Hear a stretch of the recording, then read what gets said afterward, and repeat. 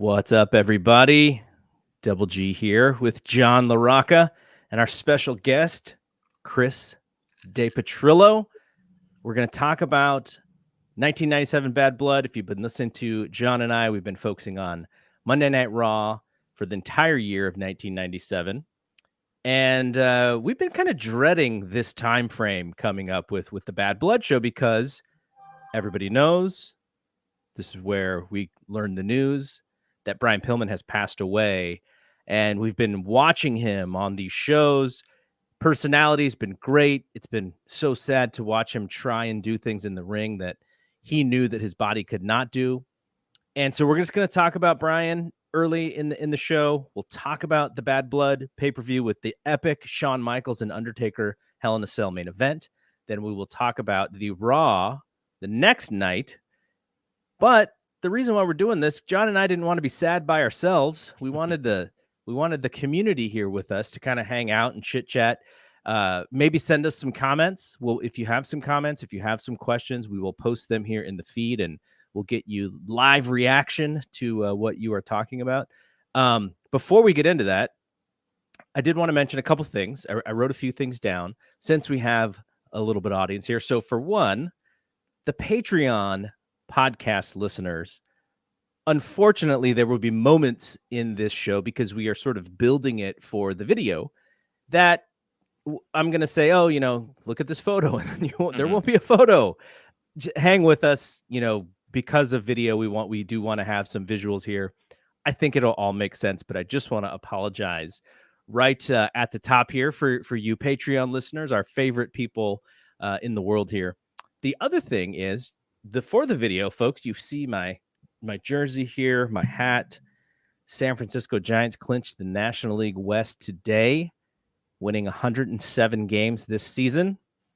Took them all the way to the last day because the damn Dodgers won 106. Yeah. The reason I bring that up and the reason why I'm still wearing my gear here at 10 o'clock in the evening here, Pacific time, is because we've added our very first sports podcast to our YouTube channel.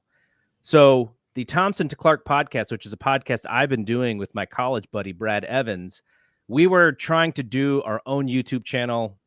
As anybody who's done YouTube, it's really hard to grow a channel. We had been dabbling on the Fight Game Media channel with doing other sports outside of combat sports. We did a live stream of the Home Run Derby as it was happening. That was a lot of fun. We did some NBA draft stuff. We may attempt, I'm not going to say this is going to happen because it's going to be a lot of work. We've talked about doing a fantasy football show for the 6 hours of football on a Sunday. Oh, jeez. That's that's kind of like a high-reaching goal there. We're gonna see if we can do it.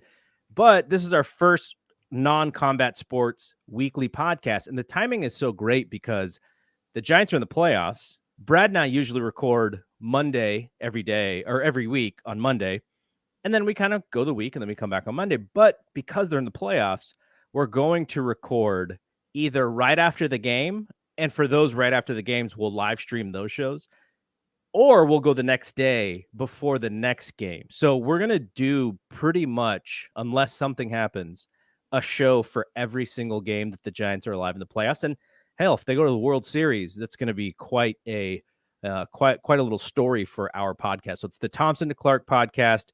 It has its own page here on our YouTube channel. It's in its own list view. And so I wanted to mention that because we just brought it over last week. There's 2 episodes that are on the Facebook channel. Find Twitter, Instagram, Facebook, Thompson, the number 2, and Clark, and you can find the social media channels of that podcast.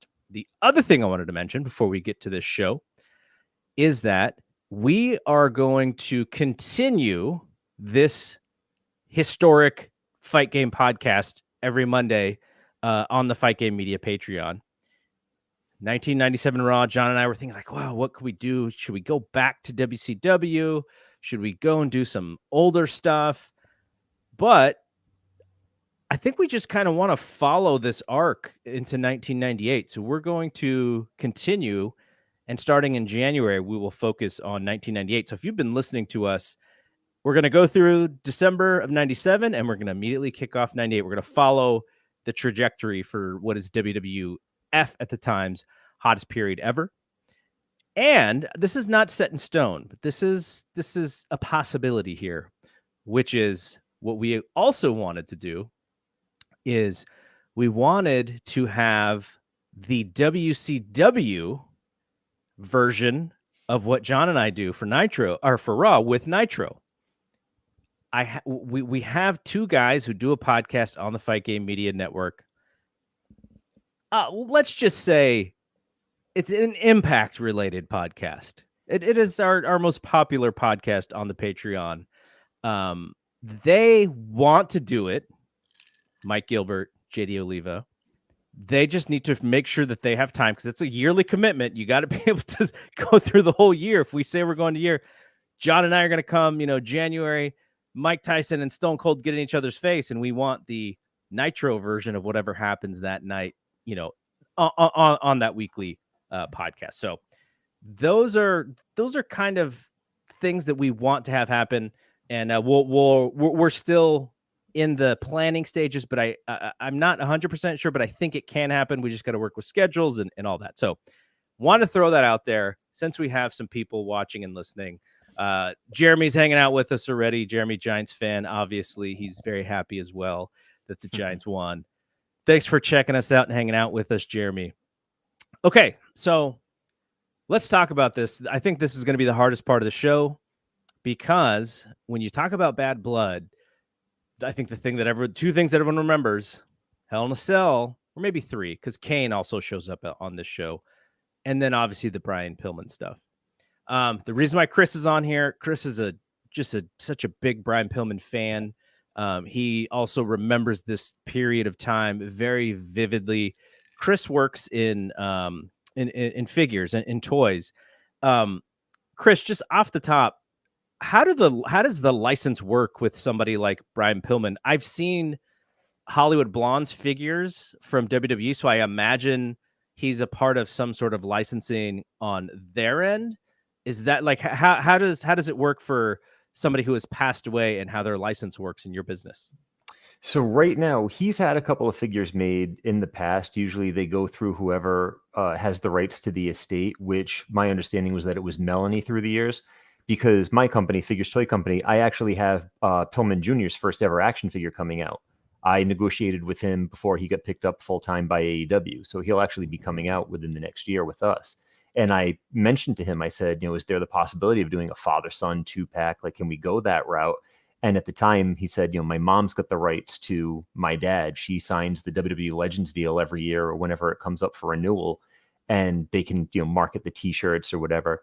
But I know that there's another company out there that's doing a Hasbro-style Pillman figure because Pillman Jr. announced it. For those that don't know, that's like the 1990s, like the little snap action style action figures. Mm-hmm. So it looks like his rights, either Melanie didn't re-sign a deal or WWE relinquished the rights because they actually just did a Hollywood Blonde Steve Austin Mattel figure. And the representative from Mattel, this guy Steve, they call him Action Figure Attack online. He said that at this time, they're not able to do a blonde set with Mattel because they don't have the rights to Brian anymore. Wow. So it looks like the Pillman family is leasing his rights out or, signing his rights away to other ventures. So, the possibilities there that he could have other merchandise coming, much like what they did with Owen Hart. It's possible if they're going to do like legend stuff with AEW, maybe we'd see Pillman in the video game and things of that nature. Wow. That is interesting. It's kind of crazy that, the WWE side, their partners wouldn't just like have access to everyone possible because of the fact that there is some competition, your company included with that. Well, with WWE, so back in the day when the company that made the figures was Jakks Pacific, and they had the classic superstars line. So they were doing people like Bret and Ultimate Warrior, guys that were on the outs because they were making the deals toy company to talent. So even if those guys were on the outs with Vince or didn't have a Legends deal or anything structured with WWE, they were still put into the line. The way they're doing it with Mattel now is it has to be someone who's under a Legends deal. So there's so much untapped potential out there for guys that never had figures made, which is, the corner of the market that we try to capture. But, there are guys now that have had 6, 7 different action figures in like a 2-year span because Mattel is so limited to who they can get. It's like Randy Savage and Ultimate Warrior are great, but how many action figures of them do you really need at this point? Sure. Interesting. All right, let's just get into it. We're going to talk about Badd Blood here, the beginning of Badd Blood. So in the pre-show, Vince makes the statement that Brian Pillman has passed away. Talk about like a crazy situation for a live TV show. Now, this would happen to them more than once, as this era of guys who are sort of, passing away early because of drugs, because of what they're doing to their bodies, all of the above. And unfortunately for Vince, this is like the first time where somebody on his television show has passed away on his watch. So you can imagine all the things going through his head as this show begins. He announced it on the pre-show, and the story goes as when Bret Hart shows up at the building, Bret Hart is notorious for being late to the building. And when they realized that Bret Hart was not with Pillman, they started to wonder, where's Brian? Bruce Pritchard asks Jim Cornette to call the hotel. Jim Cornette thought, this guy's like, he's working us somehow. Like, there's something going on with him. This is just how Brian does it. And he calls, gets front desk. The front desk tells him to hold on. And he says, sir, I'm sorry, Brian Pillman has passed away. And Jim Cornette is thinking immediately that Brian is still at the hotel, and he is telling the front desk to say this to Jim Cornette. And he's like, come on, like this guy's like, this guy's working us. And then the front desk says, well, the police are here. And that's when Cornette realized that this was a real thing. They call Melanie at home. She's heard nothing. She doesn't know what's going on. They hang up with Melanie. They say, call us if you hear anything. Literally minutes after they hang up with Melanie, Melanie gets a knock at the door. Cops tell her basically her husband has passed.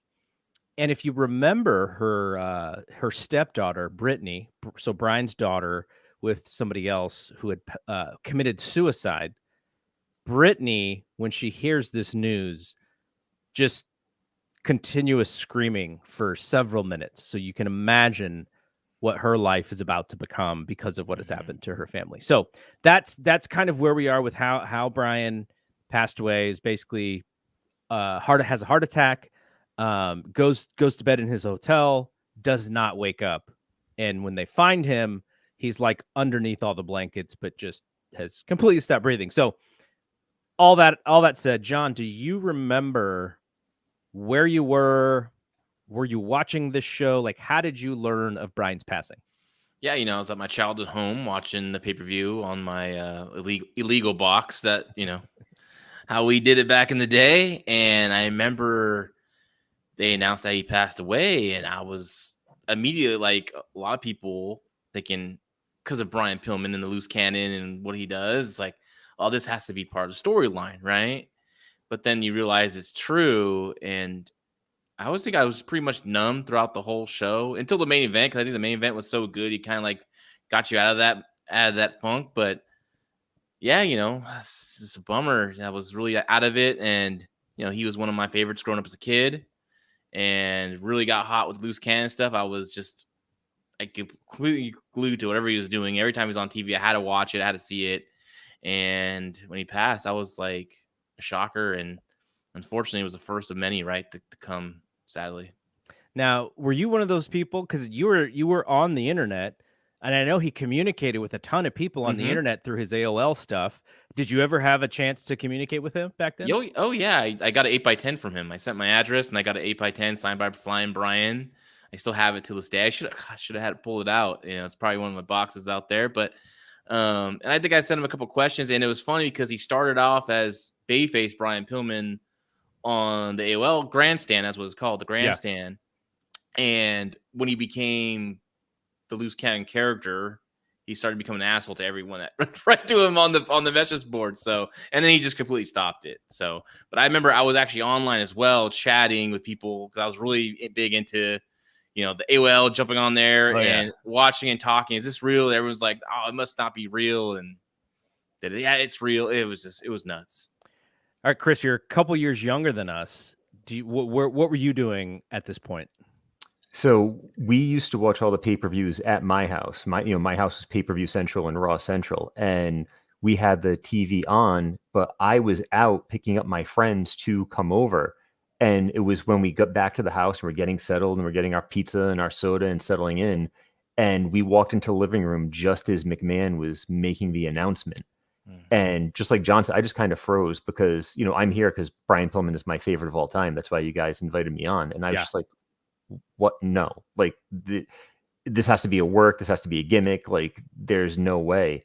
And when it finally sank in, like I was just miserable. Like that is the celebrity death that affected me the most because, that was my childhood hero, like, my favorite wrestler of all time. And I'm watching a pay-per-view where they announced his passing. Like it doesn't get any worse than that for a kid who looks up to someone, his in-ring skill. And at the time, that counterculture movement that he had going on, especially when I was a teenager, the impression that it made, it was just, until Hell in a Cell, just like John said, it was just talking about Pillman all night and really not paying attention to any of those matches. Like that whole card was just a complete misfire because of that. So for the audio folks only, Baby Huey, whose podcast John is on every once in a while, he posted to say, John, can I call you Booker Man? Yeah. You can definitely call him Booker Man, but just don't call him Booker Man in a premier wrestling event in front of the crowd. Definitely not in a strap match. Like, let's get this business over with, Don't pull a Brian Pillman on me. Which I remember that happened, and I was like, oh my God, like it was just blew my mind. The greatest thing ever. Well, what's interesting is, and we'll get to this on Raw, Shawn and Triple H like take it even a step further in the opening segment, which is kind of crazy to look when you look back, but we'll talk about that when we get there. Okay, so I mentioned all the details of his passing. So here's some other facts here. As John and I have been telling the story of Brian Pillman in 1997. So the storyline with Marlena, which is that he had known her before.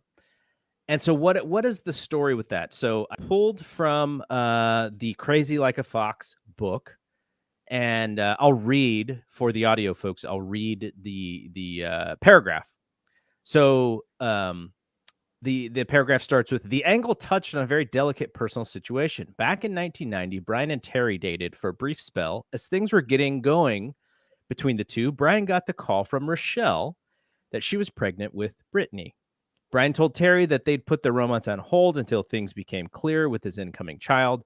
Months passed, and with no sign of reconciliation, Terry ended up dating Dustin.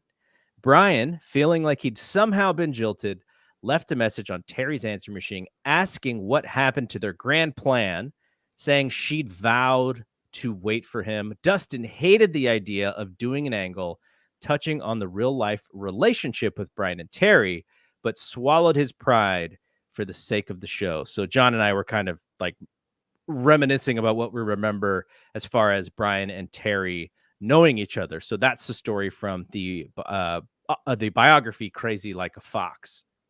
Okay, so he's going through a divorce with Melanie at this point. Melanie has filed for divorce, essentially. She's put a restraining order out on him, and he doesn't care. He breaks into his own house, even though the locks have been changed so that he can get some clothes. She had put his stuff in storage, so he didn't have anything. And by breaking the restraining order, he actually does have to spend a night in jail. So Vince institutes the forgotten drug policy we remember from the 1992 timeframe.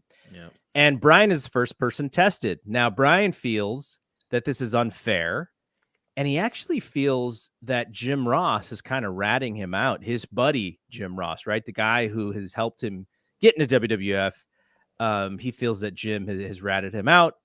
And basically, Brian's the first guy that they drug test. And they're not drug testing everybody. The idea is that they're just drug testing folks who give them a reason to drug test them. And Brian is a number one. At this point, he calls Eric Bischoff to see if Bischoff has anything for him, maybe coming in as a new Four Horseman. Bischoff seemed to be kind of weirded out by Brian's behavior, and nothing came out of that. And so in this story with Goldust, he was supposed to have 2 matches on this Badd Blood show. He was going to have the match with Dude Love. Dude Love's going to beat him. Then he was going to have the match with Goldust. Goldust was going to beat him. And then it was going to come out, I don't know if it was maybe on Raw the next day, that Marlena, in this time where she was with Brian, all of a sudden had a change of heart and wants to be with Brian. So that's where that storyline was going. So actually, I misspoke. He didn't go to jail for violating the restraining order. He basically crashed 3 cars during like the last couple months of when he was alive. He was arrested for fleeing the scene after getting into an accident with a pizza delivery truck. And the pizza delivery driver knew who he was. And so that's when he had to spend the night in jail. Vince is pissed at this point. So when, so that's that. That's basically the story of everything kind of leading up to what John and I have been covering up into this show at Badd Blood and him passing away. So what I want to play next is, and for the audio listeners, this will be seamless. For the video folks, myself and John and Chris will sort of disappear. You'll hear the video. It's about a 6-minute clip of me talking to Dave Meltzer about his memories of this day, kind of what we just talked about here. So let's play that now.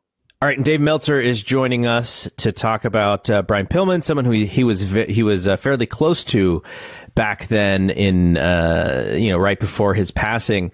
And Dave, this is probably a really bad memory for you, but the day of that Badd Blood pay-per-view, how do you get the news of what happened to Brian? I was watching the pregame show and Vince McMahon announced it. So that's how I got. Nobody called me ahead of time. I called his wife right after, but yeah, nobody called to tell me. And I just watched Vince, and it was pretty surreal. I just remember screaming. And so as this show is going on, like, are you watching the show or are you trying to find more information about what's going on? I was watching the show and I was so detached from the show it wasn't even funny, and all the wrestlers were too, because I remember watching the show kind of in a haze, and every wrestler's performing like they're in a haze. And then Shawn Michaels and Undertaker, but more Shawn, performed like he was like incredible. It was like, I was like, how can you do this? Everybody else is like, can't perform at any level because they're so depressed, and you're out there and you can perform at like the greatest level in the world, which is a testament to him. Yeah. But I also thought that it was funny because when I'm watching him do this and I'm going like, I'm kind of like in a weird haze myself, and I'm going like, I think this is the best cage match I've ever seen. Mm-hmm. I wouldn't say that anymore, but on that day I did. I think it's the best cage match I've ever seen. How can he do this? And I mean, it's like, I know he's good. That's not the point. But how can he do this on this day? And it was kind of like, man, is he like he doesn't even care, Yeah. But I mean, he you could argue that like it shows how professional he was, that he could get through it and give you that kind of a match on that show. So it's interesting because if you didn't watch the pre-show and you only started watching the pay-per-view with the first match, the guys come into the ring and then Vince just kind of throws it out there like that, we got this news, and it's like he's in this moment of like he has to say this, and then it's like we got to just move on to the match, or else we're going to ruin this match by keep talking about Brian. And then he comes back, it's like maybe a couple matches later, and he makes this like statement. He says something to the effect of, whether it's recreational or prescription drug abuse, it's a problem in all. And I thought he was going to say wrestling, but he goes sports and also entertainment. I wonder if he caught himself, but it just seemed like he was going to say wrestling. And I was like thinking, like, after hearing all the stories about Shawn Michaels like passing out and guys passing out and Triple H having to put Shawn in his room, like, this is like a real thing that happens where one of the guys dies on his watch, and he's got this, I guess he's got a locker room of, not all guys, obviously, but some guys who also have the same problem, including the guy who he's about to make the top star in the company. Like, I was like just wondering, like, gosh, what is going through Vince's head as he's calling this show? And, you know, one of the guys dies, and he's got other guys who have these problems. Like, it was crazy to think about going, you know, in that time, like all the stuff that was happening. Yeah, I don't know that he was, you know, like, and it could be forgiven that, like, nobody expects that type of a situation. I mean, it happened there, you know, it kept happening later, but you really don't expect that. So it's pretty hard to be prepared for it because, you know, like deaths in the ring every now and then happened, but like, and you know, I mean, there were other overdoses, but usually they weren't the day of the pay-per-view when you find out, you know, and then that whole story of how, they like Brian's not there. Brian and Bret comes in, and Bret's always late, right? And they figured that Brian's with Bret because Brian's not there, and Bret comes in and he doesn't have Brian with him, and then it's like they try to get a hold of Brian and they can't, and then they call the hotel. I think it was Cornette who calls the hotel, and they tell him that Brian's dead, and that the police are there and everything like that, and so that's how they actually first found out. Wow. When you do your issue, I mean, you sort of had to perform like Shawn Michaels performed, because how long until you start writing the bio? It couldn't have been that long, right? The next day, maybe that night. And then I went to the funeral, and then I came back and wrote a second one. The second story was probably better than the first, but yeah, they were two long stories. Yeah, that was, I don't remember that much about it, but I remember the second one more than the first one. But I knew, it's like, it wasn't that hard because, in a sense, like, I'd known him from when he, very shortly after he started. So it was like 10 years, 11 years. And so, I mean, I knew his background. I probably knew more about him than any wrestler that was around, except for, maybe, Terry Funk or Ric Flair or something like that were, giant stars or whatever. So it wasn't, I knew his career. I practically lived through his career, through every aspect of his career. So I knew his thoughts during his career and everything like that. So it was hard emotionally to do, but it wasn't that hard in the sense that it's not like I had to look up anything. It's like it was all in my memory pretty clear, every move that he made, especially then. So, yeah, I wouldn't say it was hard to do, and I probably did it in a day. So, but that's, I did that. That's what I did all the time, really. All right. Well, I want to thank Dave Meltzer for doing that. We recorded that last night after Wrestling Observer Radio. He agreed to stay on and answer that question. And, for Dave, when I reminded him, I'm like, it's the, what would it be? The 24th anniversary of the passing. And he's like, oh yeah, October, blah, blah, whatever the date was. And he's got to kind of relive that. So just want to say a couple thank yous to, another thank you to Preet, who said that must have been very shocking and tough way for Dave to find out. I can't imagine learning about a friend's death in a public manner like that. Yeah, I'm sure it was like a surreal moment for him, because I don't know, like, the last time he would have talked to Brian, but he's talking to Brian a lot during that time, and maybe not as much as Brian is kind of going, into a different part of his life. But yeah, it's got to be a surreal thing for him to think about.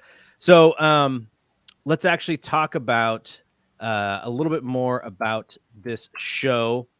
Actually, I wanted to show one more picture here, which is how Dave opens his Observer.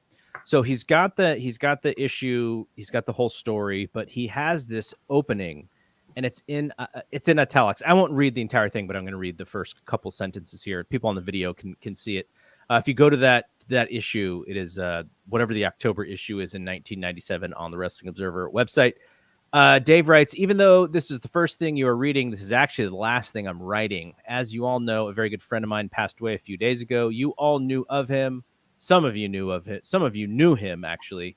This is not the first person that I've known fairly well in this business that died at a young age. Friend is a word that I'm not very liberal with, particularly when it comes to wrestling, because in many cases, it depends on the last word you've written about someone. But it is one that I'd use in this instance without reservation.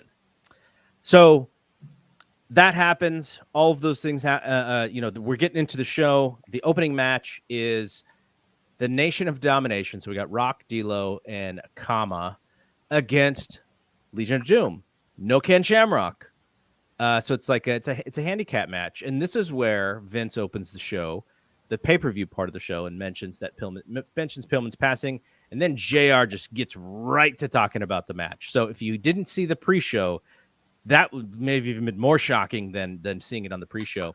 So Kama and D'Lo and Rock beats Legion of Doom in 12 minutes 20 seconds.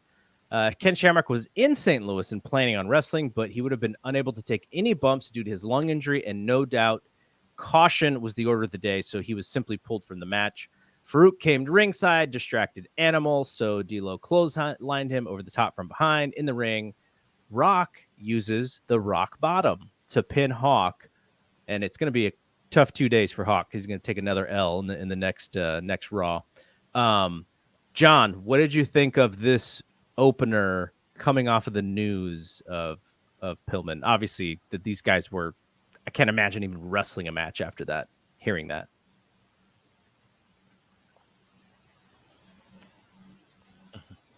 John, you may want to reconnect there. Your video is very much behind your audio, so maybe reconnect. I'll follow up with Chris. The same question, Chris, as John sort of reconnects. What'd you think of this match and your memories of this match coming off of it was the tough. news? I'm sure everyone on the card to work through that. But what I rewatch. I was waiting for John's audio to stop there for a second. Live technology, everybody. At the time, I didn't think much of it again, but looking back on it, it's kind of the opposite of what we'd get now. When we get some type of tragedy or injury or anything, it's usually like the feel-good show. And this wound up being a very heel-heavy show. I can't imagine that LOD, who were friendly with Pillman from, the NWA days, WCW days, were in any type of condition to want to go out there and have a match. And then at the time, the Nation was developing, like they weren't all polished. So it was just a little sloppy. End result worked for building up the Rock, but to me, it was just like a nothing match. Like it didn't, it was just another downer. It didn't kickstart the show by any means. All right, let's see if John's connection is any better. Can you hear us, John? Yeah, I can hear you guys great. Okay, go for it. Just thoughts about that match. I thought the match was fine. I thought it was well booked. At least I thought the Road Warriors were going to go over. Legion of Doom was going to go over. I thought that would have been perfect, but they didn't. So, but I thought the crowd was really into it, and everyone looked good. I thought Animal looked great in this match. D'Lo, of course, was workhorse. Kama. I think everyone had their working shoes on, in my opinion. So, overall, I thought it was a pretty good opener. I was kind of shocked about Hawk taking the L there because I just figured this is a way to kind of heat up the Road Warriors or Legion of Doom as they're going to be winning the tag team title soon. All right, so then the next match is Max Mini and Nova versus Mosaic and Tarantula. So this is the minis match that I mentioned that they actually substituted because there was about a half an hour worth of content that they needed to replace because of the Brian Pillman matches. And is kind of just thrown together. It doesn't really fit the show in any way. Max pinned Tarantula in about 6.5 minutes. It was kind of like one of those matches where sometimes you'll watch a show and there's like some serious thing going on, and so the crowd's got to like deal with that thing, and then you throw on like a goofy match just to kind of like pass the time. That's exactly the kind of match this was. On this show. After what we had just heard, it really doesn't fit. I don't blame them one bit because it's just kind of the deal. But do you have any memories of this match, Chris? John is going to try to reconnect. His video is behind his audio. I mean, my only memory of the match is that it happened. Like, there was nothing that stands out at all. And, like you said, it was the time killer match. It was just trying to kind of mellow everything out. It was there just to fill the time, but nothing stood out at all. I remember that it was there, and that's about it. So then we get the Godwins with Cletus versus the Headbangers. You mentioned this match already. So the Godwins won the tag team championship. So I think the Headbangers won the titles at SummerSlam. So they have a really short run here. Was it Ground Zero? Or yeah, no, you're right. Ground Zero. Tournament. Yep. You're right. Ground Zero. And then Dave writes, missed spots all over the place, including the finish, where the idea was that Mosh was coming off the top with Hurricane Rana, but Phineas would catch him in midair and turn into a powerbomb for the pin. Exactly what they did was a very loose translation of that description and looked terrible. John, your thoughts on the Godwins and the Headbangers? I thought it was a decent match. First of all, I want to say I blame that freaking Dave Meltzer. If you put that video out, my stream was going great, and now my stream is all messed up. So I blame that damn Dave Meltzer for once again. But no, I thought the match was good. I was kind of laughing about this match because Mosh does the Hurricane Rana spot that they completely missed the camera, and then they go back to it. Like, Vince is like, we got to get that replay shot, and they get that replay shot, and it's like the worst Hurricane Rana and probably one in wrestling's history at the point in time. So I thought that was pretty funny. But overall, I liked it. I liked the Godwins' work in this match. They're fantastic. I kind of wish they would have got the tag titles a long time ago, especially as heels. Okay, so then we had a very interesting segment, especially, when you're doing a show like this where you have this unfortunate news, right? Like it's just the unfortunate of all unfortunate news of something that's happened on your show, and then you do this really sort of classy angle, or not angle, but just this classy presentation. You have Gene Kiniski, you have Jack Briscoe, you have Dory Funk, you have handsome Harley Race, you have Terry Funk, and then you have Lou Thez come out with Sam Muchnick. I mean, they're in St. Louis, so that's the reason to do this. It's very classy. It's very sort of different than what we would see in the future about how they would handle stuff like this. But it was really cool. But it's just like, it's a feel-good kind of thing in a show that you're unfortunately not really able to have any real feel-good moments. So it's kind of out of place, but you got to do it because this is what you promised to that crowd, to the old wrestling fans to be there. We'll get John's thoughts on this in a second. I think he's still having some issues connecting, but I don't imagine you remember much about this, Chris, but I just thought it was just weird because it was the perfect thing to do, is the right thing to do. But on this show of all shows, they did it, and it was just like, I want to like this, but this show is just frustrating because of the news that we just had to deal with.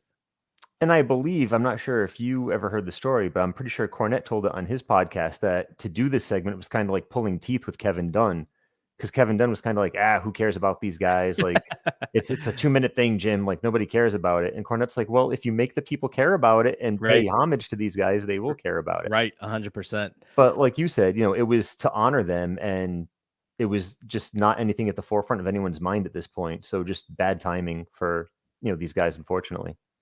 So this is where Vince says that recreational or prescribed drug overdoses are happening and are a problem in all sports and entertainment. What that was the early word on how Brian died, was it was a drug overdose. What they thought happened was that he had the heart attack, and then he had OD'd, had the heart attack, and because he had OD'd, his body could not wake him up.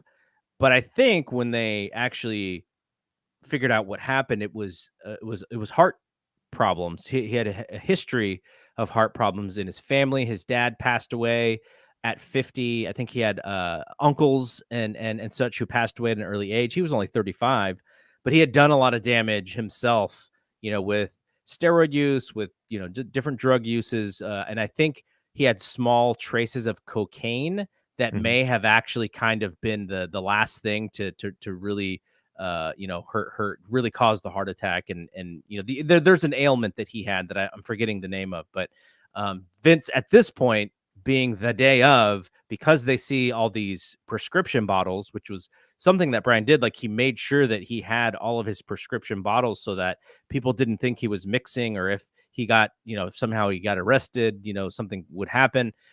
So that was kind of his deal. So that's why they thought that he had an issue with the pain medication and the overdosing of it. But that's not actually what happened. So I don't blame Vince for this one, because he's trying to turn something into a little bit of a learning moment. But yeah, it was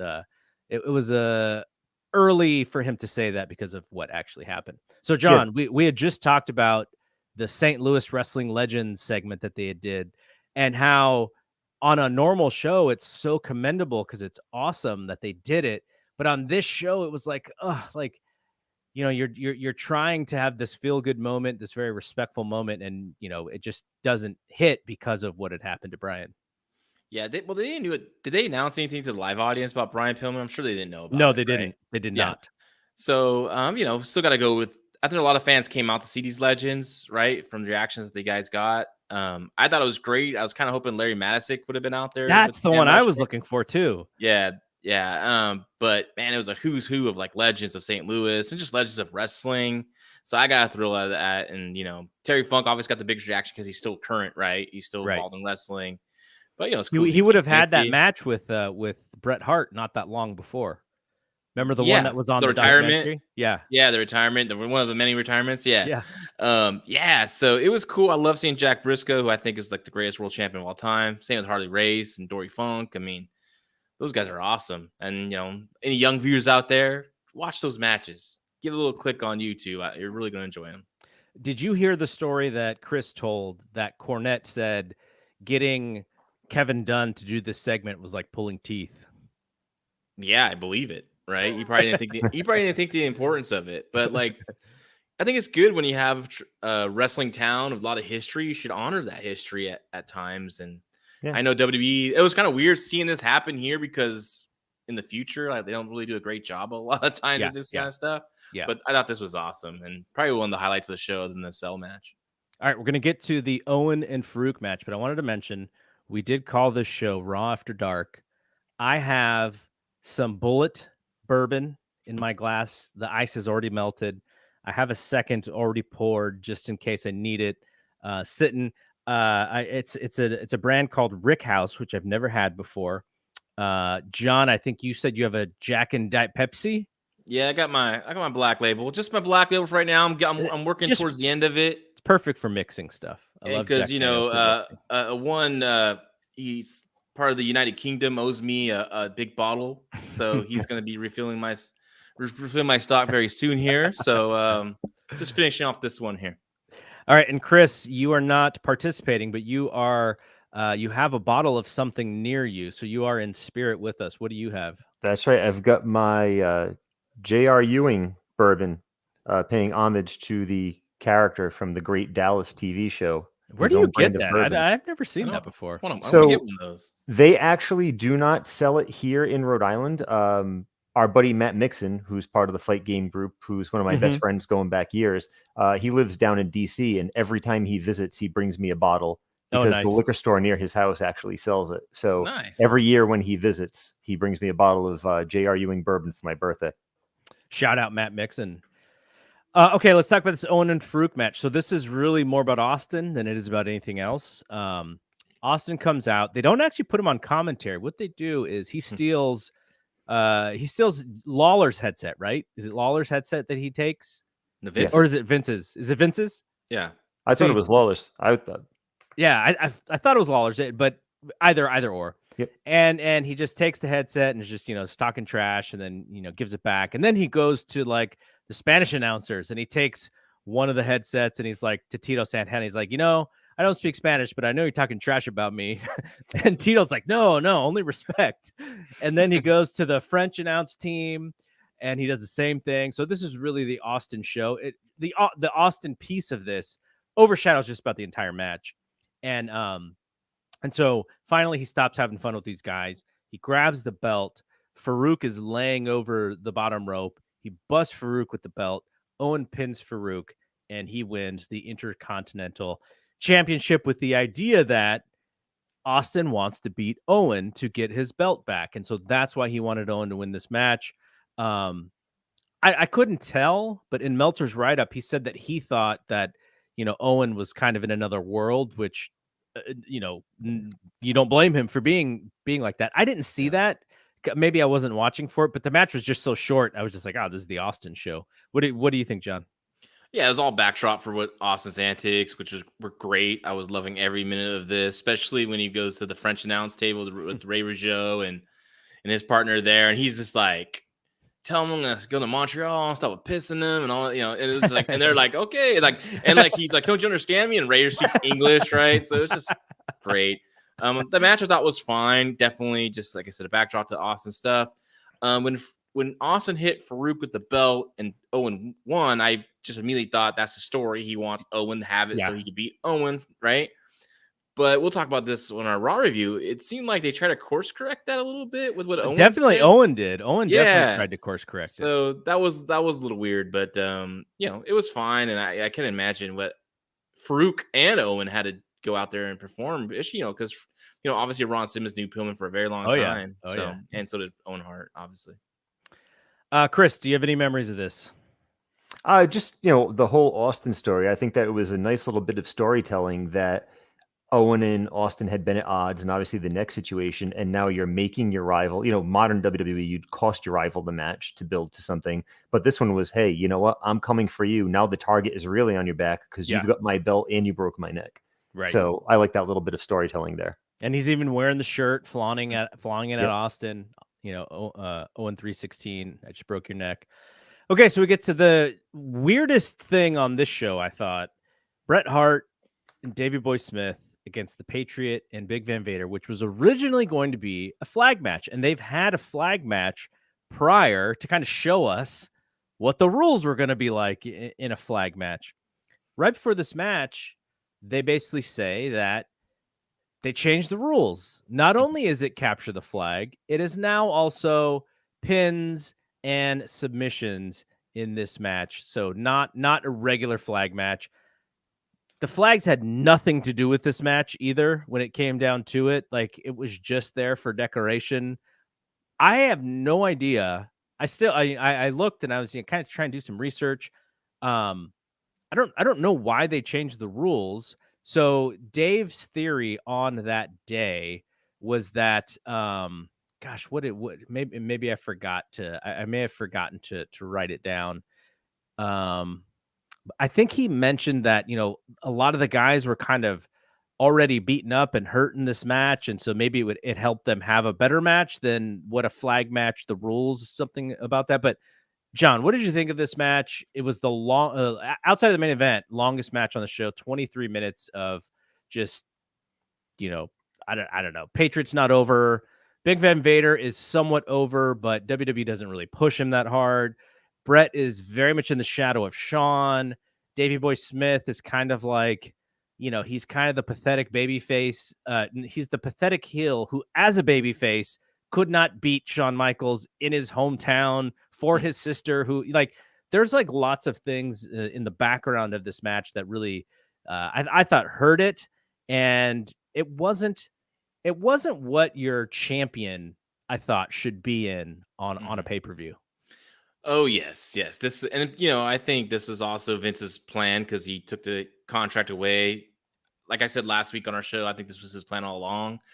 Just kind of put Bret under Shawn and then eventually go with Shawn on the top guy. So I thought this match was way too long. It looked like no one's head was really in this match, especially Bret. You could see Bret was having a hard time with this match.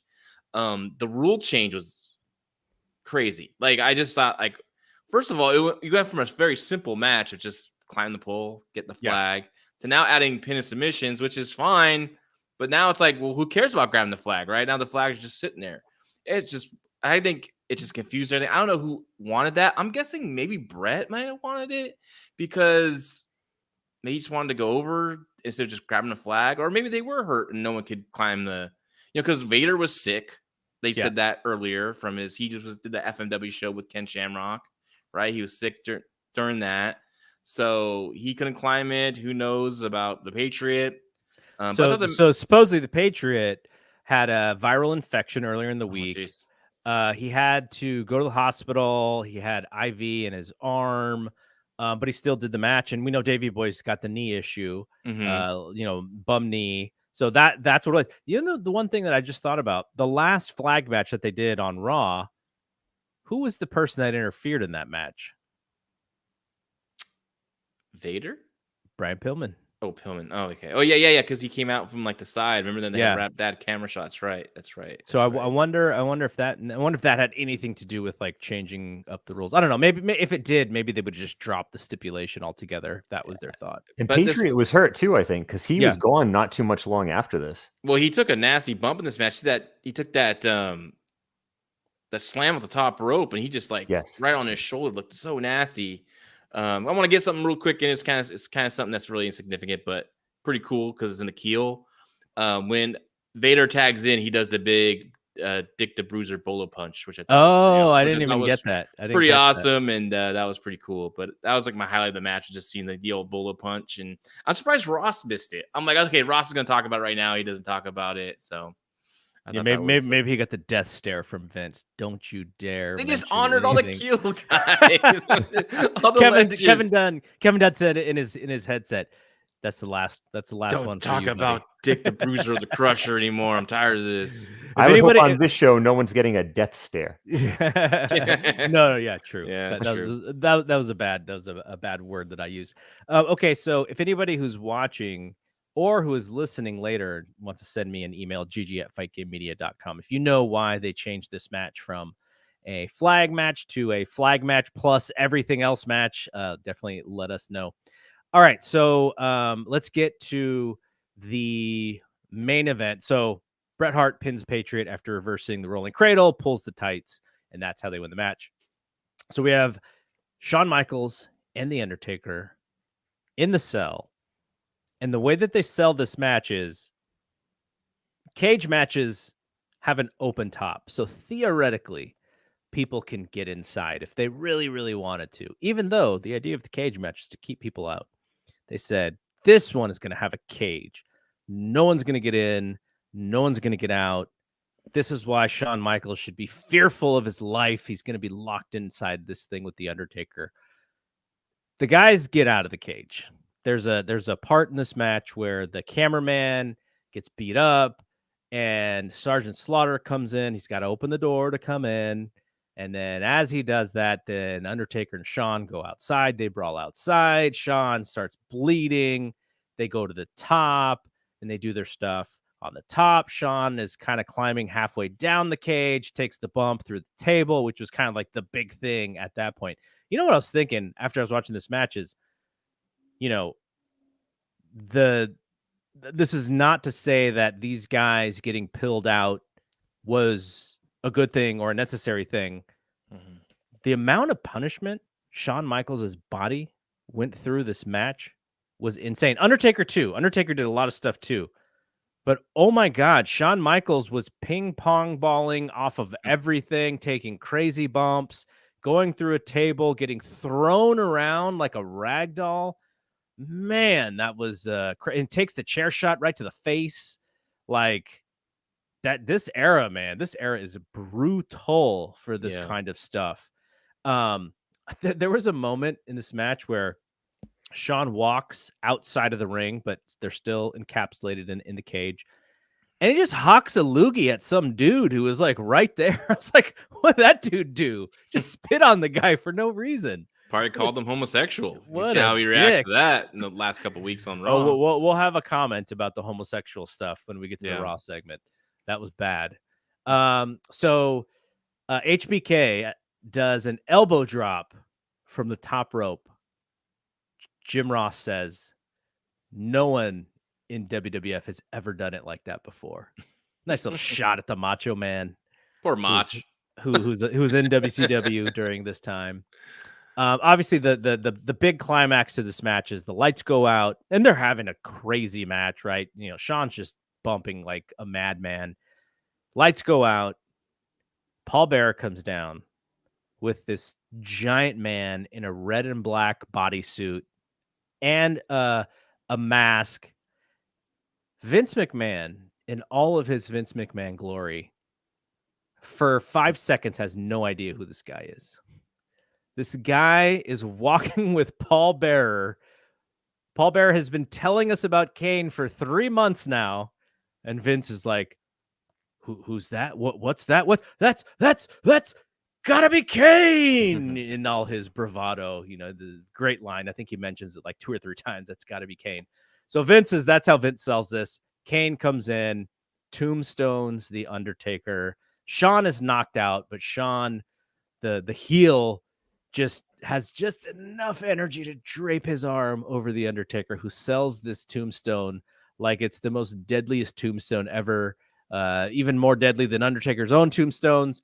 And he pins him in just under 30 minutes. I think we got to most of the spots, but John, anything you want to add about how good this match was? It was great because the story of the match told the story of the build, right? Like, you had Shawn running away from Undertaker. You had, the lead up was always like he's going to destroy Shawn Michaels. So the first part of the match is he's just flying all over the place because Undertaker's just throwing him all around, wants to destroy him.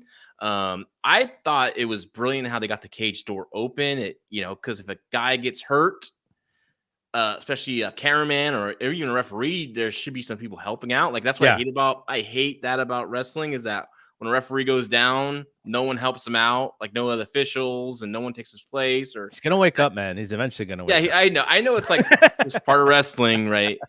I remember I wanted to book that at Premiere one time. I never did want to do ref bumps, but when I was going to do one, and I was going to do it to where referees come out, at 3 referees usually card, and then one would just replace the guy, and they got to go in the back. Just show that's what really should happen. Right.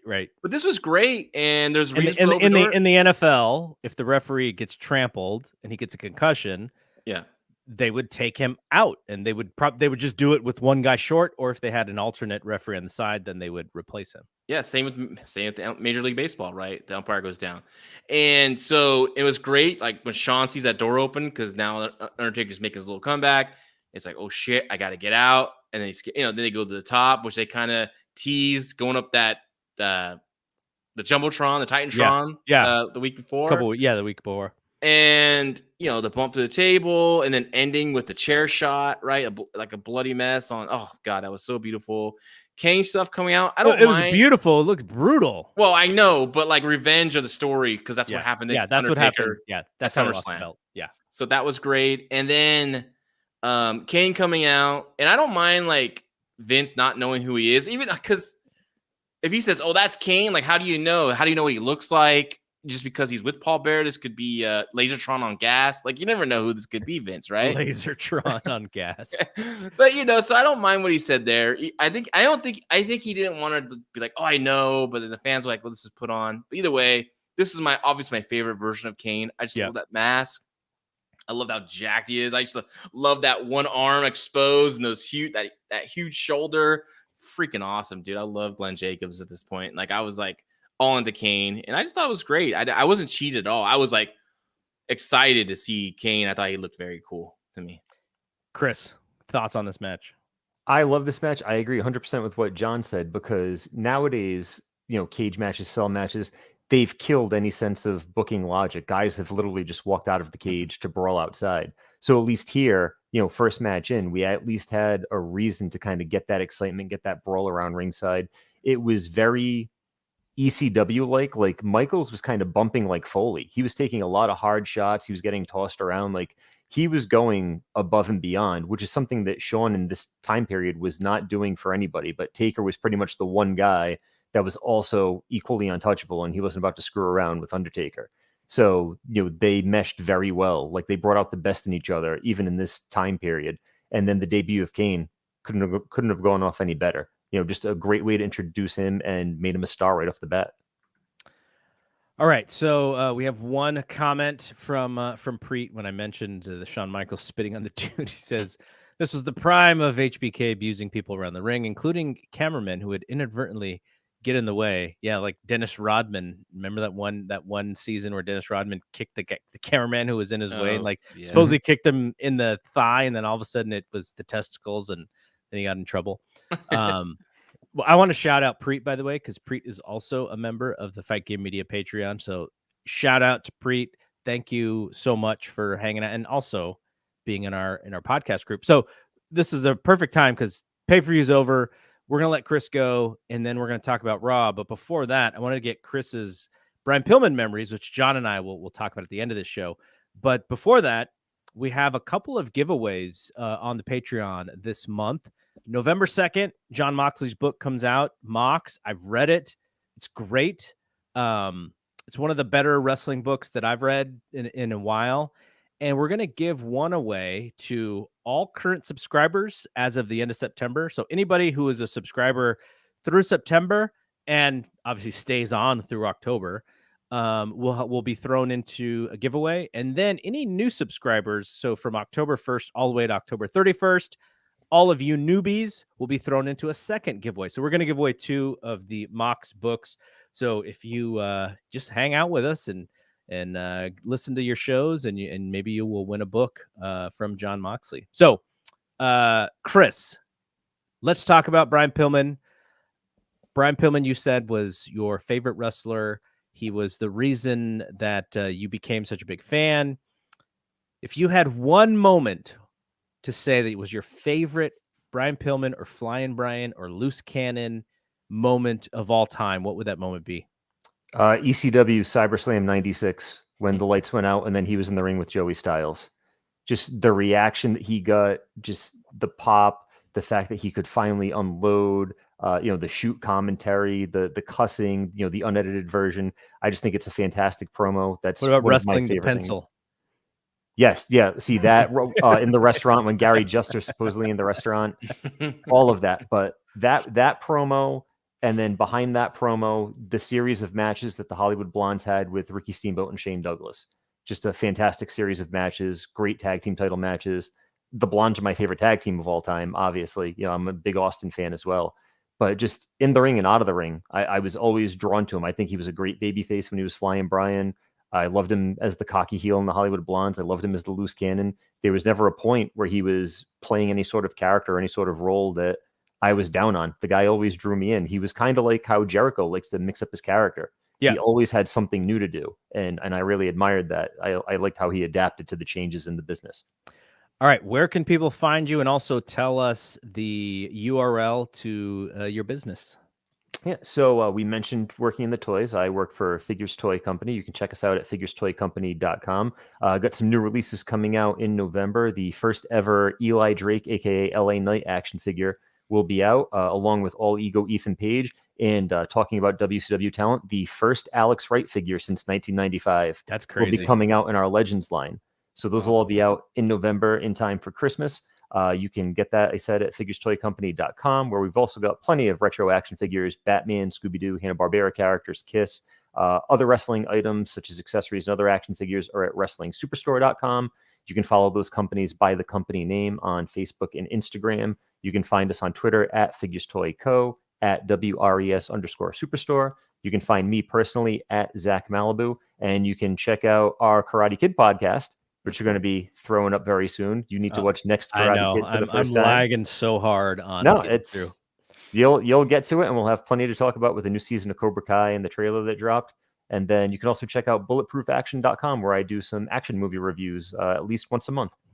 So as we get closer to the end of the G1, you guys still have the Jeff Cobb figure, right? Yes, we do. That's a figure that both John and I have. I want to do a giveaway on the Fight Game podcast, so not our Patreon, but on the podcast that John and I do for F4W Wrestling Observer. And I think as we get closer to what we expect to be Okada and Cobb for that B block, I think we'll do a giveaway for one of for the Jeff Cobb figure. So we're gonna support you guys because I like, I want to support you as much as possible. You do a great job. You help us. So that's what we're gonna do. So people, if you listen to the Fight Game podcast, we will do that very soon on our show. But man, thanks again for hanging out with us.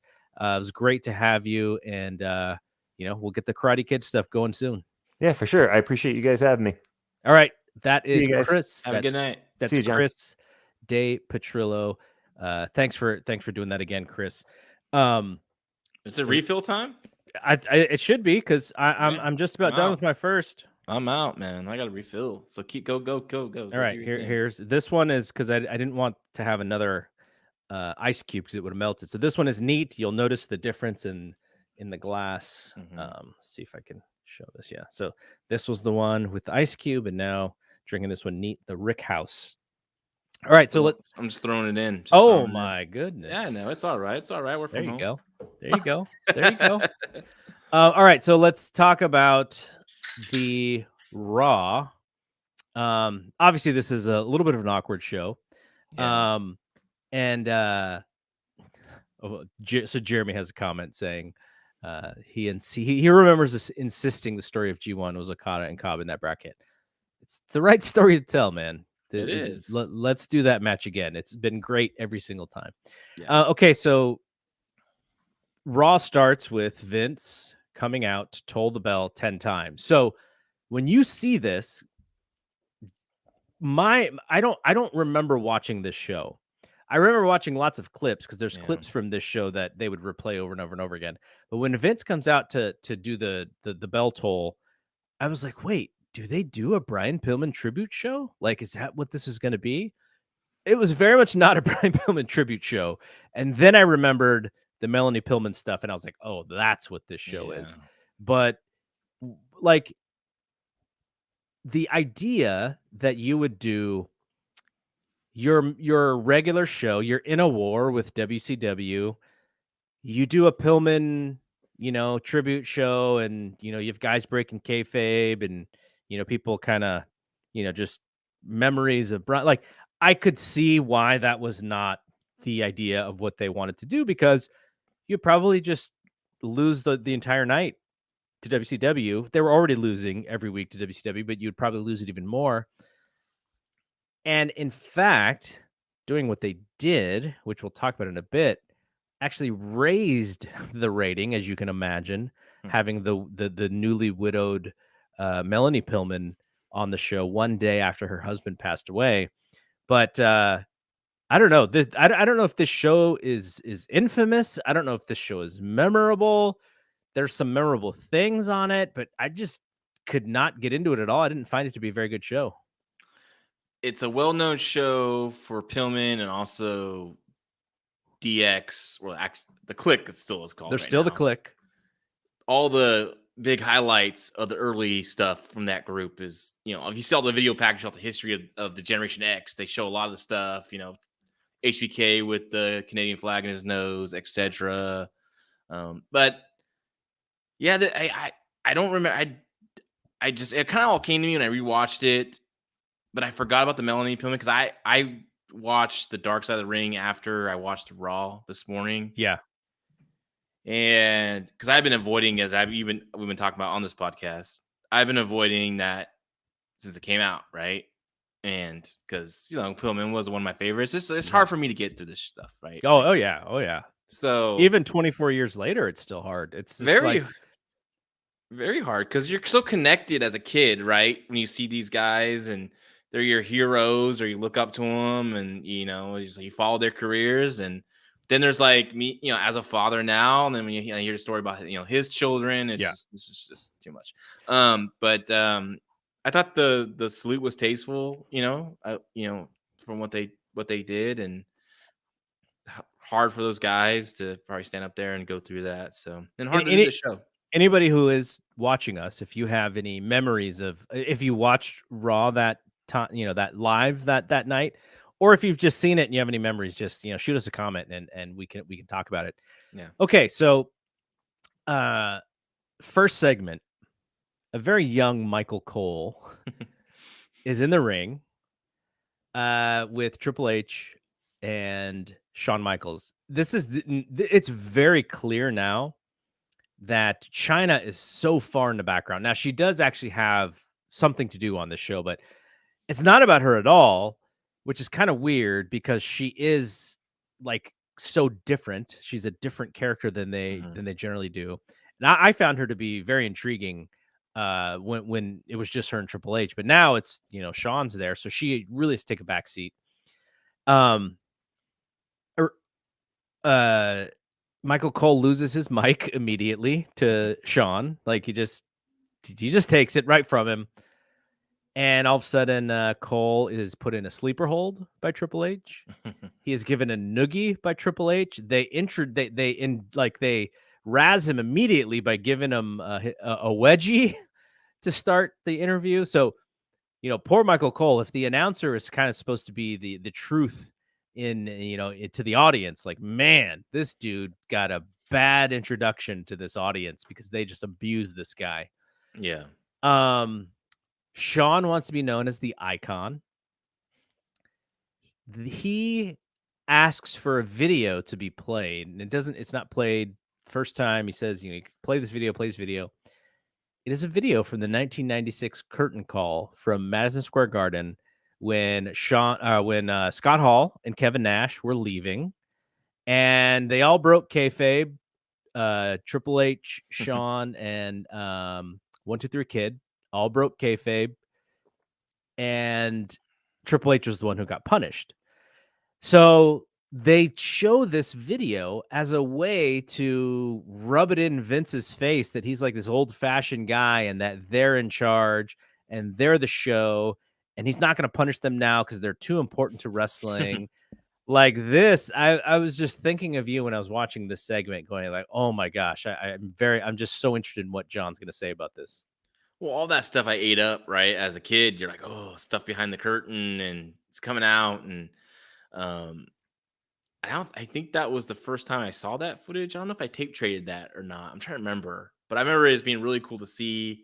And I couldn't believe they showed it. And this segment was, first of all, way too long. But I think the idea was that they're kind of just taking over, right? Yeah. And I thought the icon speech was pretty funny from Shawn Michaels. It was like some kind of a dig at Hulk Hogan as well, right? Yeah. Just dig at like all the like Piper and Hogan and Flair and Savage and all those guys. Yeah, because in '97, because Piper showed up in Halloween Havoc '97, Icon versus Icon was the big storyline that they had with a nice little boiler on them.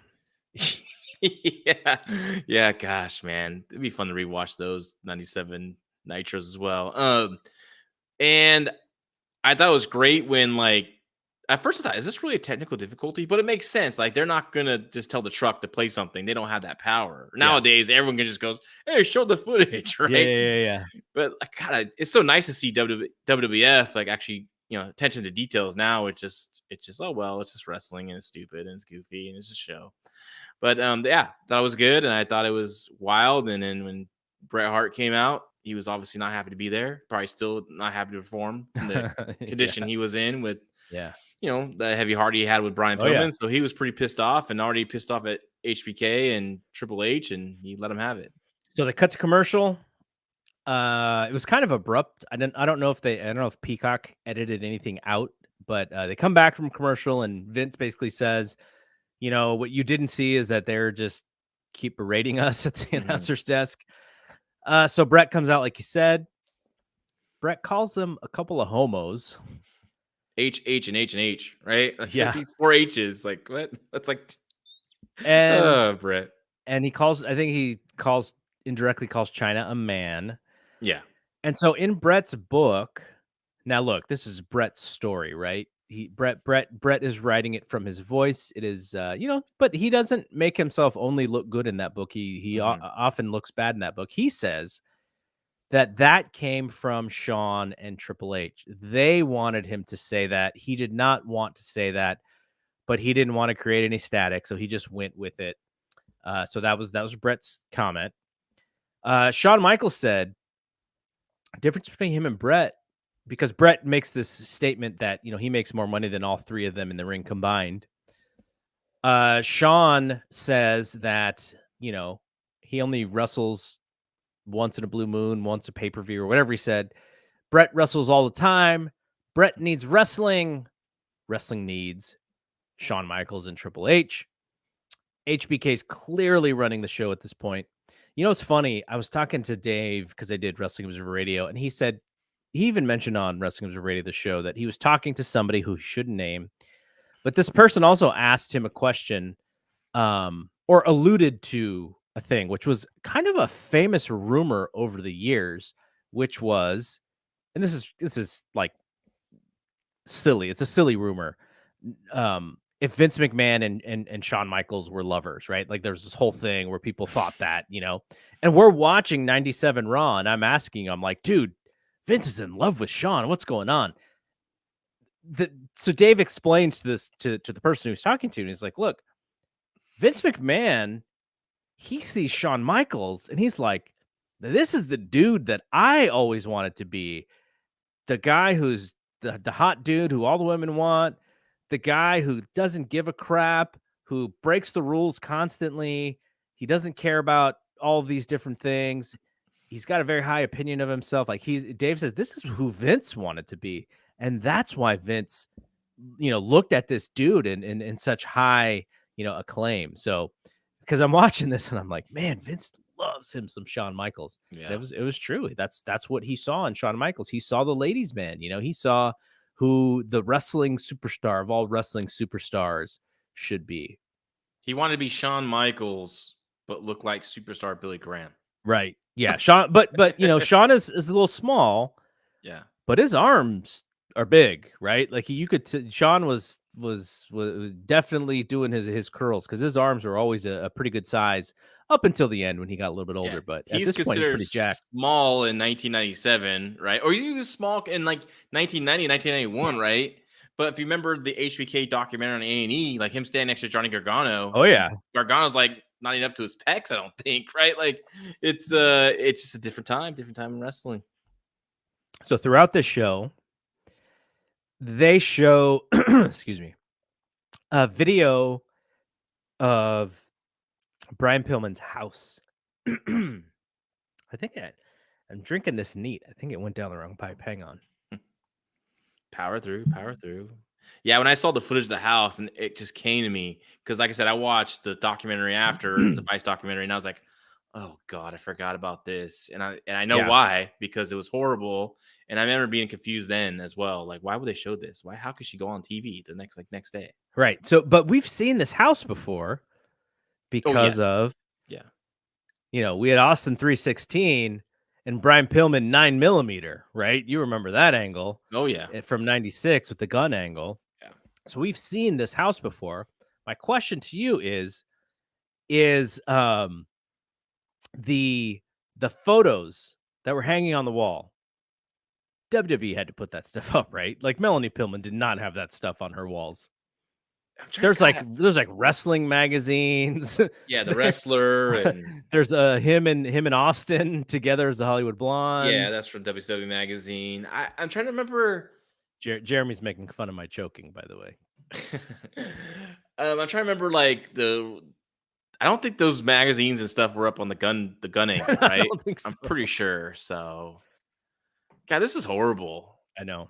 This is probably one of the lowest things I think could happen in professional wrestling. And I was surprised she even wanted to do it. If I was her, I would say hell no. I can't. I have Dave's hypothesis, and we'll get to that in a second. So we have the Headbangers versus the Godwins in a lumberjack match. Headbangers get their win back after a ton of confusion, but this was not a championship match. There was just chaos.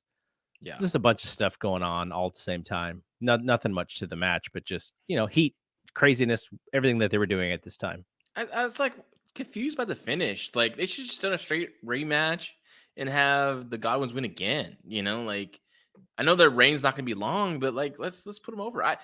They look so great as heels, the Godwins. I love them. I wish they would have done this a lot back in 19. What is it? What was their big run? 96. I wish they would have turned in like 96, 90. You know, that early, sooner because they're great as heels. I love them.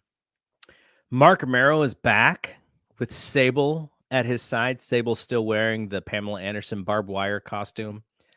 Mark Marrow versus Miguel Perez. Mark Marrow has like a buzz cut. He's in boxing trunks. He's doing more of his old boxing stuff that he used to do as Johnny B. Badd. Mm-hmm. And he wins with the new finisher of the TKO fairly quickly against one Miguel Perez.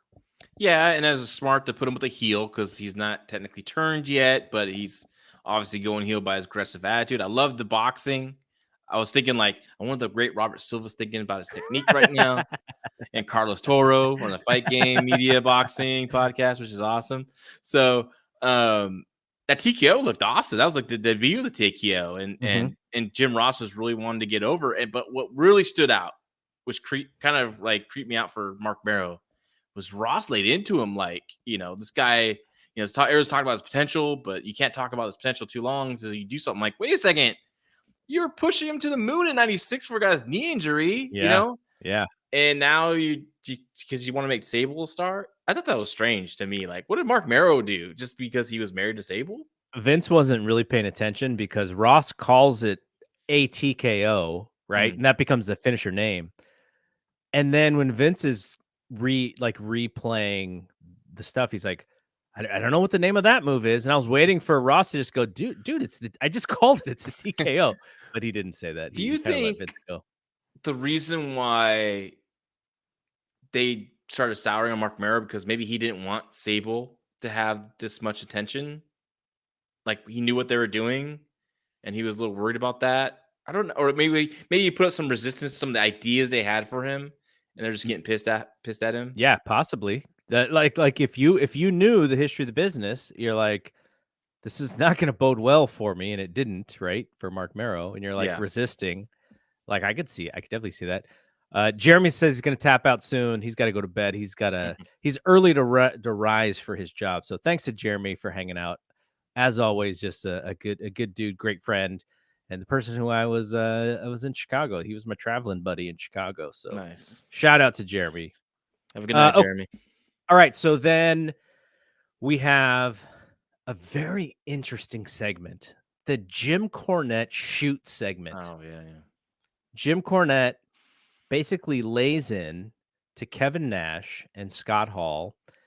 I can't remember how much time had passed since they made fun of the Four Horsemen when they dressed up as like the old guys and were making fun of the Horsemen. I know a lot of people didn't like that.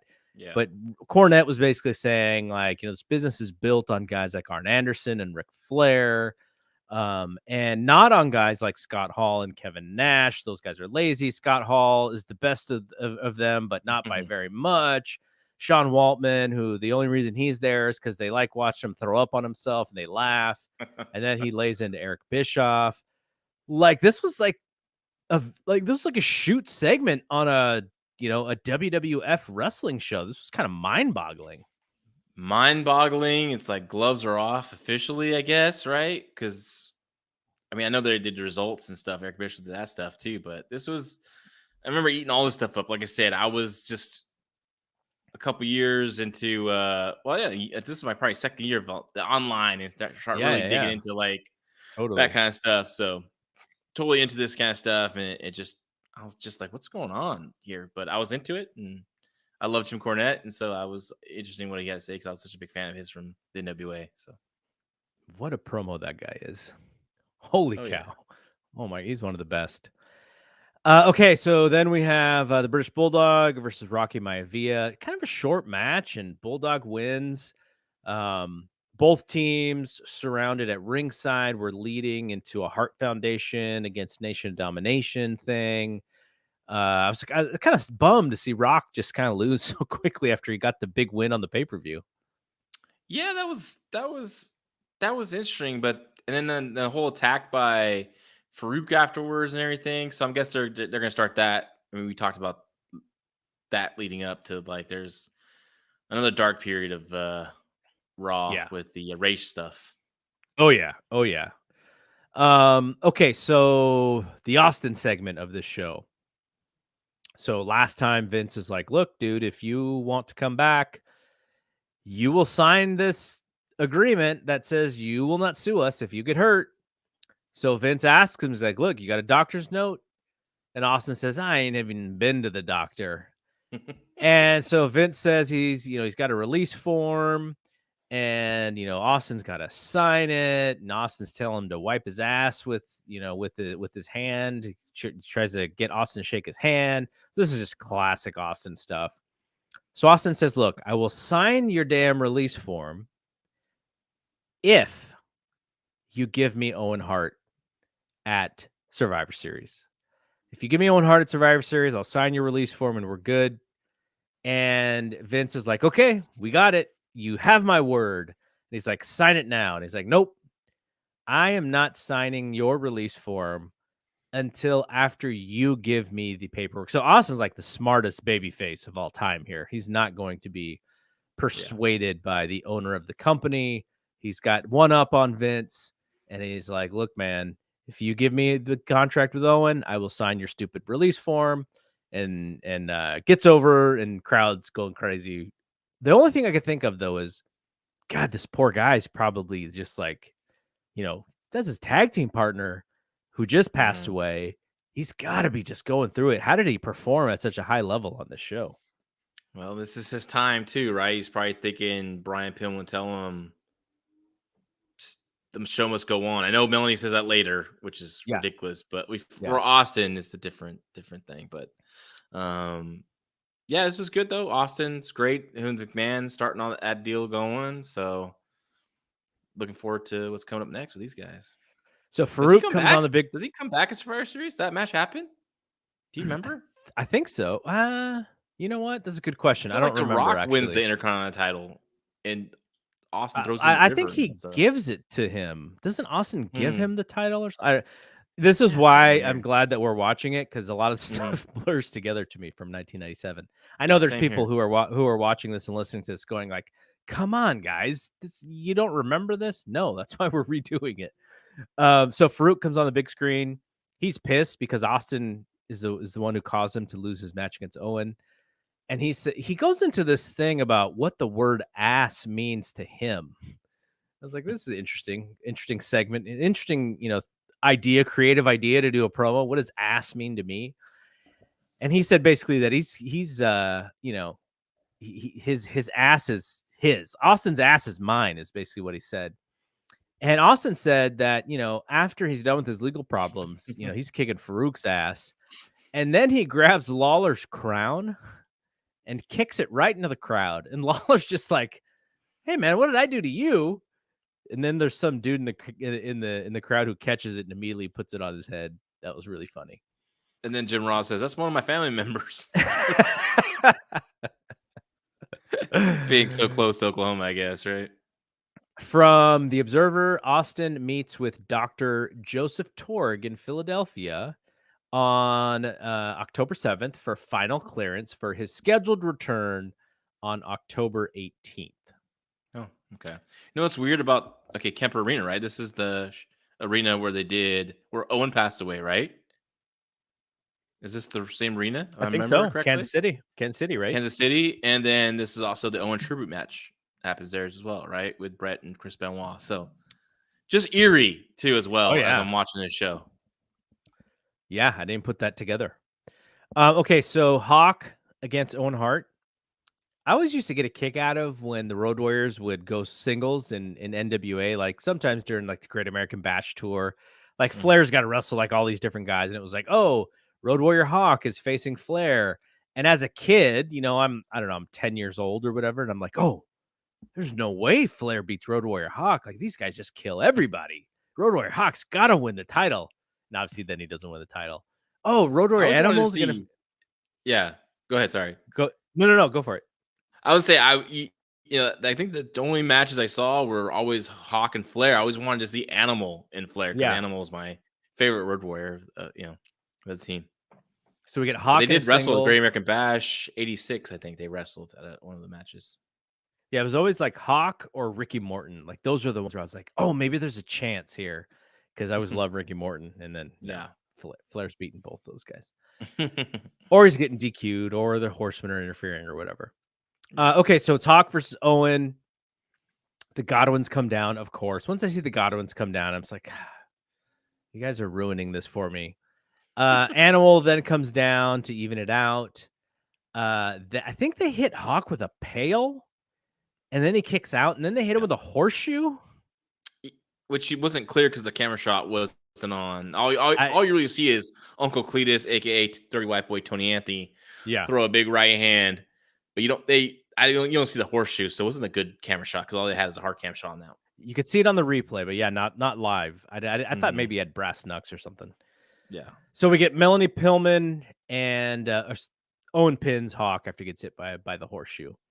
Melanie Pillman, a segment with Vince. She's very distraught. Like she looks uncomfortable. They should have just figured out like, okay, this is not a good idea. So Big Dave thinks the idea may have stemmed from a conversation that Melanie had with Vince, where she kind of says the line to Vince about, this could be somebody else's husband that this happens to. We got to clean this thing up. And so that Dave thinks that may have been, the thing where Vince was like, oh, maybe we can put this on television because there's a good message coming out of this. But Vince treats this interview like he's Phil Donahue. Like he's very empathetic or sympathetic, while also asking really straightforward and hard questions like, how are the kids dealing with this? Yeah. Like, dude, like who has Melanie even told the kid? Like, how do they know what's going on? So very straightforward questions. Interestingly, in the Crazy Like a Fox book, Brian Pillman Jr. thinks his mom is like faking some of this. He said that, she's already got her dad's stuff. It got his dad's stuff, ready to go. She wants a divorce. She's already going to, have the boyfriend pretty soon, who becomes his stepdad, who's, I don't think, a great guy himself. And so Brian Pillman was like really negative towards her performance. He actually sees this as a performance because they were already going to get a divorce and such. So I don't know exactly, someone would probably have to ask Melanie about that. But just a very uncomfortable segment. I'm just saying, Vince, why are you even doing this, dude? And obviously it's, probably for ratings. Even Bret Hart says in his book, ratings ploy. Him and Owen immediately thought it was a ratings ploy. So bad idea, but what did you think? Disgusting. I wonder, like, when Vince lands in Connecticut on Tuesday, does Linda go, what the hell did you do that for? Somebody, right? I don't know. Someone should say something, right? I would think Cornette would say something, or Jim Ross even, but I guess not. Maybe they just, I don't know. It's just horrible. This is disgusting. It was hard to sit through it. It wrenched my stomach, and I'm trying to remember myself thinking about this when I was a kid watching it. And I don't think I understood the heaviness of it, right? As it happened. Yeah. Like, why would they interview her? I thought that was just okay, I think. But looking at now, like, I just like, this is horrible. And I could see why when people would talk about this and how bad it was, I can see why. And definitely know, I understand now, a few years before this, is obviously why it was bad. But yeah. So I think Cornette said he was completely against this when they were doing it as well. Yes. Yeah, he said on the Vice doc. Yeah. Okay, so Kane comes out. Paul Bearer does the interview with Kane, and then the poor Hardy Boys. Well, these the guys, Hardy Boys were supposed to wrestle the Truth Commission. Yes, that was the booking, and then Kane comes out and just kills him. He throws Jeff onto Matt, and they just like it's a collision. Like these poor Hardy Boys. They wanted to get in the business really badly, and this is probably some of the stuff that helped them get in. But man, that was pretty brutal. Yeah, I don't know why. I guess the direction was like, oh, we want him to throw him as far as we can. Guess I don't know why I Matt guess. wasn't closer to the ring so he could just like pick him up and just drop him and let him go down. But I guess it wouldn't look as impressive. But either way, God, it was nasty. The way they showed the replay, the bump wasn't as bad. It made a bigger sound because they hit the rampway a little bit. But Yeah. still, Kane was awesome. He looked so great. God, Had we his seen career the- is amazing. Had we seen the Hardy Boys yet at this point, or was that the first time? Well, yeah, Jeff Hardy wrestled RVD on the ECW. Yes, you're right. in June. Yeah. You're right. Okay, so we get the main event: Bret Hart and Triple H. HBK comes down the ramp and he starts giving people the suck it signs, and he's mouthing it as well as he's doing it to everybody. Just walking down the ramp, just keeps doing the crotch chop. So that caused the Hart Foundation to come out. And the entire match is built to one spot, which is Chyna interfering, and she's about to strike Bret. Bret catches her arm, holds her arm, completely turns around so that he doesn't see Shawn Michaels behind him, turns around, eats a super kick, gets counted out. Triple H wins. I'm trying to remember if this is the match where they were actually trying to get the pinfall from Triple H, because was this a title match? I don't remember if it was a title match. Well, yeah, because they did say he would put the title on the line, but I thought it was just a grudge, right? Yeah. But yeah, there's a match that they have where Bret gets the finish changed to like a count out, and they get pissed at This him. was it. And I could see Bret wanting to get the win. But that's all. I could also see Shawn making a case like, "Hey, we're just newly a heel group. We can't be losing now, right?" So I think they could have done something where just a disqualification would have been simple enough. But that was weird. And that's how the show goes off air. The show goes off air with Shawn Michaels getting the super kick on Bret. Bret's counted out. Triple H wins, and they are heading towards the Survivor Series, which it's probably like 5 or 6 weeks out. So that is what they're building towards. This match that was supposed to happen at WrestleMania 13 doesn't happen because Shawn loses his smile, and now will happen at Survivor Series. I always remember I remember this match because when Bret Hart has Chyna the wrist, she tells him to turn around, so he takes a super kick. You can see her say to turn around, and then that's when he gets the kick to the face. So that was funny. Okay. Do you think he needed the turnaround, or he was like, come on, I know what I'm doing here? I think he might. I think he would need to have some kind of signal from her, but not verbally like she did. So, like squeeze my wrist a little bit tighter, or something like that. Yeah. I remember we did a match with Gangrel, right? And I had to pop up on the apron, or I had to interfere, and he had to grab me, pull me up on the apron, and then as he's gonna, do the big, "Hey, you want me to punch this little manager in the head," right? Kind of deal. My partner would kind of get him from behind, or the guy I was managing would get him from behind. He would move and hit me, right? And I would take the bump. And I remember thinking, like, I was like, this might be a dumb question, but you're huge. How can I see my guy coming? Because he told me, like, tell me when the guy is coming, right? And I said, okay, but you're like, because he's so wide, right? And I was like, what if I can't see him? He's like, oh, I'll just gear back like this, and he just turns it like this, and that's what. And I could see my guy Venice DeMarco come and nail me, and I took this outrageous looking bump to the floor. So it was fun times. Nice, Gangrel. Gangrel. Okay. So end of the show here. We're an hour and 38 minutes in. We still have people watching us live. Gosh, you guys are so great. So really appreciate people hanging out and doing this with us. So we wanted to end this with Brian Pillman memories. What is your favorite memory of Brian Pillman, either from the Flying Brian days, from the Loose Cannon days? Chris pulled one out that I didn't expect, the ECW days. Mm-hmm. What was your favorite Brian Pillman moment? Oh, man, that's just one. You're killing me with this. Okay, you can have two because I have two.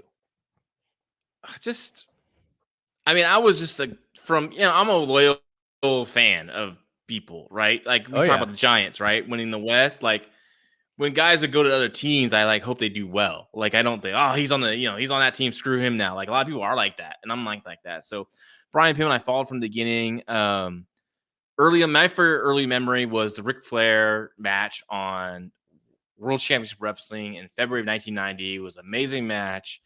We did famous those match old. because such a. We did those old Flair podcasts. If you search Fight Game Podcast on Google, you'll find our Apple feed, and we did all those old the Flair stuff that we did, and we talked about this match.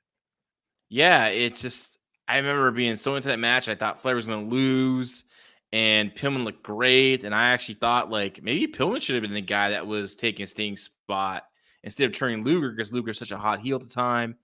So that was a great memory. And of course, the loose cannon stuff I was totally into, especially, of course, the stuff with Bobby Heenan when he grabs him at ringside and Bobby Heenan says the F word, right? That was, but like the promo before that or after that, actually it was after, when Pillman comes out with Bischoff and he says, I can't say the seven sins. And then the 7 sins are like all the fouling, all the cuss words you can't say on TV. I just remember he looked so cool. And I also loved like when he was a horseman. I thought that was awesome with Benoit and Arn and Flair.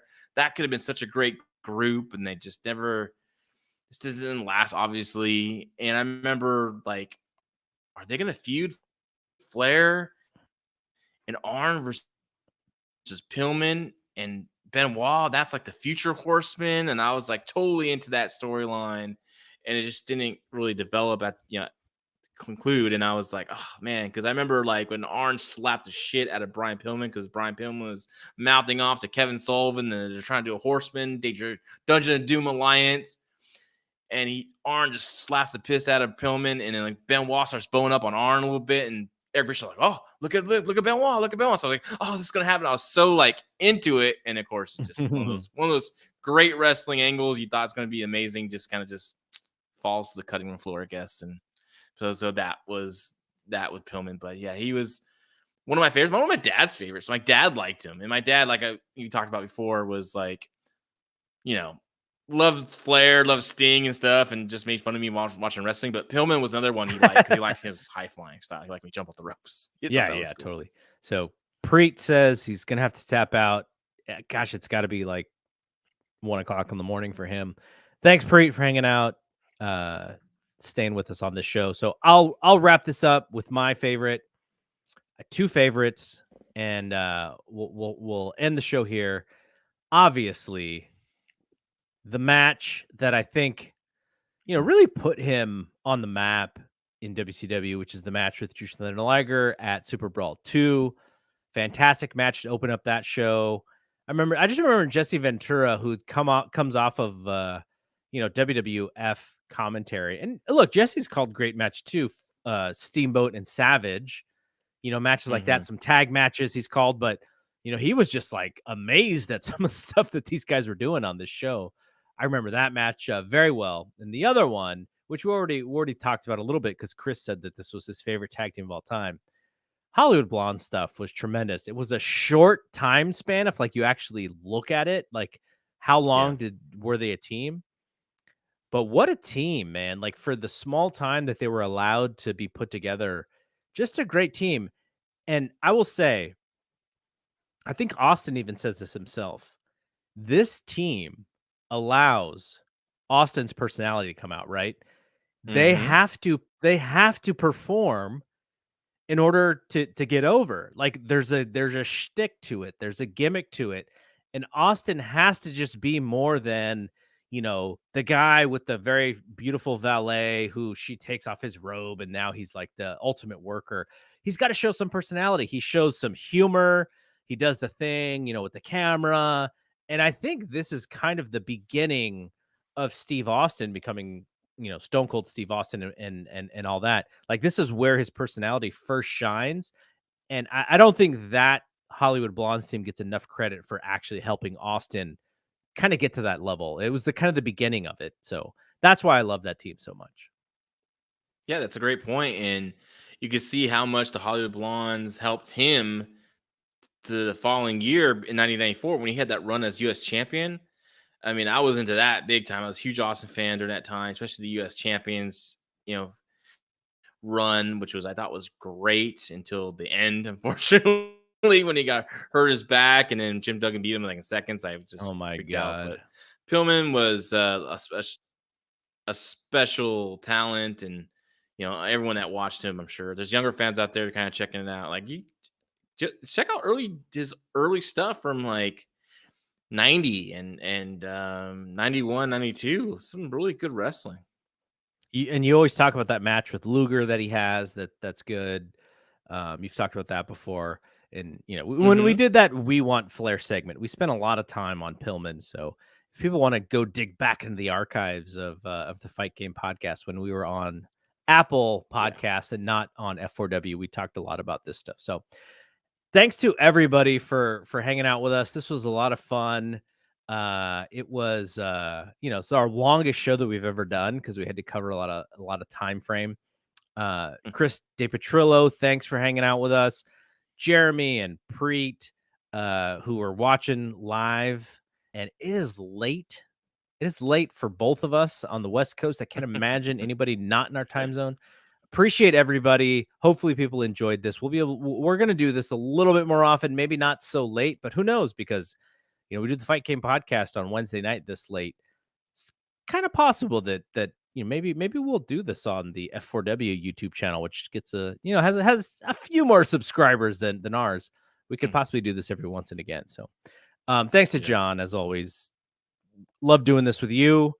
We do 2 podcasts a week, one on F4W, one on Wrestling Observer, and then one on our Patreon. You can see the patreon.com/Fight Game Media, Fight Game Media Network. We just added a new show called The Wrap, which is a very unique way to cover WWE. People give that a shot. If you're a WWE fan, I think you'll like that show. If you just want to keep up with the high level WWE stuff, I think you'll really like that show as well. First episode I did with Keila Cash and Paul Fontaine. That is up for free on our Patreon. And it's also on our YouTube channel. Just search Fight Game Media on YouTube. So for John, I am Double G. We will see you when we see you. Peace out.